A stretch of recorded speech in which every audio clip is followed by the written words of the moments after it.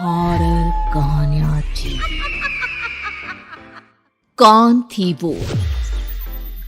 मैं 8 महीने की प्रेग्नेंट थी और अपनी डिलीवरी के लिए अपने मायके गई थी। माँ ने मुझे फोन पर बताया, घर के पीछे की तरफ जो खाली जमीन थी ना, वहां पर एक नया कमरा बनवा लिया है।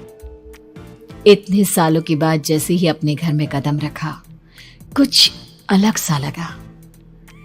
माँ, ये घर के पीछे की तरफ नया कमरा बनवाने की क्या जरूरत थी? अरे बेटा, घर के पीछे दूर दूर तक खाली जमीन है। तेरे पापा को कई दिनों से लग रहा था कि यहाँ पर एक कमरा बनवा लेंगे तो ताजा हवा मिल जाया करेगी। अब तो ये सब छोड़ और चल जल्दी से दूध पी ले। माँ, मैं थोड़ी देर में पी लूंगी, आप सो जाओ। मैंने दूध का गिलास उठाकर उस खिड़की में रख दिया। पता नहीं कब आंख लग गई। अचानक से खिड़की के पल्लों के खड़कने की तेज आवाज आई। दूध का गिलास धड़ाम से जमीन पर आ गिरा। जमीन पर गिरते ही दूध का रंग लाल हो चुका था। मैंने खिड़की से झांक कर बाहर देखा। चारों तरफ धुप अंधेरा था। उस अंधेरे की तरफ से कुछ आवाजें आ रही थी, जैसे छोटे बच्चे आपस में खिलखिलाकर मस्ती कर रहे हो।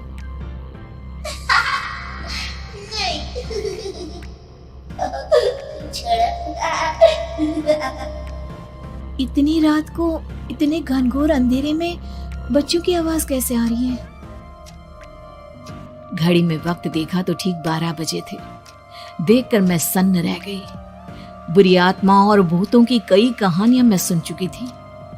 वक्त भी कुछ ऐसा ही था। ऊपर से मैं प्रेग्नेंट। सुना था कि ऐसे वक्त में अक्सर बुरी आत्माएं औरतों का पीछा करती है, तो क्या मेरे पीछे भी? पसीने से तरबतर बड़ी मुश्किल से, जैसे कांपते हाथों से मैंने उस खिड़की को बंद किया। जल्दी से जल्दी उस कमरे से बाहर निकलकर माँ के पास जाने के बारे में सोचा, लेकिन जैसे ही दरवाजे की तरफ पलटी, लगा कोई साया हवा की स्पीड से दरवाजे के सामने से गुजर गया। मेरे गले में अटक कर रह गई। मैं जोर से चीख कर माँ को बुलाना चाहती थी, लेकिन वो आवाज खुद मेरे कानों तक नहीं पहुंच पा रही थी। तो माँ तक कैसे पहुंचती? खिड़की के पल्ले एक बार फिर तेज हवा के झोंके से धड़ाम करके खुल गया और पूरी ताकत से मैं चीख पड़ी। जानती थी मेरी चीख की आवाज सुनकर कुछ ही सेकंड में माँ वहां पहुंच जाएगी, लेकिन ऐसा कुछ हुआ ही नहीं। मेरा कलेजा डर के मारे फटा जा रहा था। आखिर माँ ने मेरी आवाज क्यों नहीं सुनी? इतनी गहरी नींद में तो माँ कभी नहीं सोती। ठीक पीछे खुली हुई वो खिड़की। मुझ में इतनी ताकत नहीं बची थी कि मैं पलटकर उस तरफ देख भी सकूं। हवा का एक सनसनाता हुआ झोंका उसी वक्त मेरे कानों से आकर टकराया। लगा जैसे किसी ने दबी हुई आवाज में धीरे से मुझसे कहा, चली जाओ यहाँ से। मैंने दोनों हाथ अपने कानों पर रख लिए और एक बार फिर ताकत लगाकर जोर से चीखने की कोशिश की। माँ! पापा! मेरी आवाज उस कमरे की दीवारों से टकराकर वापस मुझे ही सुनाई दे रही थी। जितनी ताकत के साथ मैंने चीखने की कोशिश की थी, कुछ ही देर बाद उससे कहीं ज्यादा तेज और दर्दनाक चीख मुझे सुनाई देने लगी। कि आवाज ठीक मेरे पीछे खिड़की से आ रही थी। वो आवाज मेरे कानों में पिघलते हुए लोहे की तरह गिर रही थी। उन आवाजों में हैवानियत थी। वो आवाजें किसी इंसान की नहीं है, इतना मैं समझ चुकी थी। कांप रहे हाथों से मैंने अंधेरे में कुछ ढूंढने की कोशिश की। तभी अचानक मेरा हाथ बेड पर रखी टॉर्च पर पड़ा।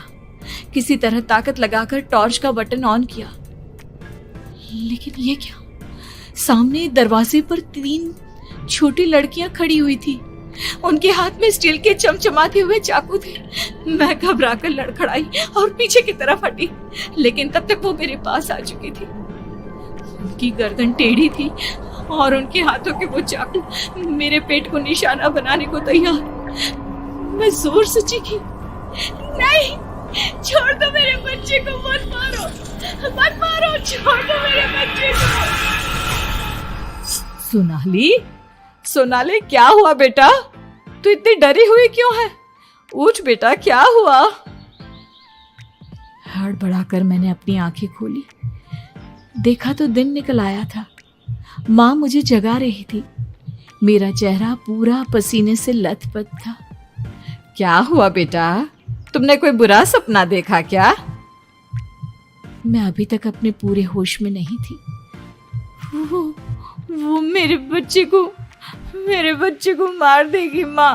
वो लड़की मेरे बच्चे को। मैंने घबराकर अपने पेट को छुआ। सब कुछ ठीक था। और वो दूध जो रात को यहाँ पर गिर गया था, उसका रंग लाल हो गया था। माँ ने हंसते हुए दूध का गिलास मुझे दिखाया। तुमने दूध पिया ही नहीं, पूरा का पूरा ऐसे ही रखा हुआ है। तुमसे कहा था ना सोनाली, सेहत के लिए लापरवाही ठीक नहीं बेटा। लेकिन मैंने तो सब कुछ अपनी खुली आंखों से देखा था। ये सपना कैसे हो सकता है?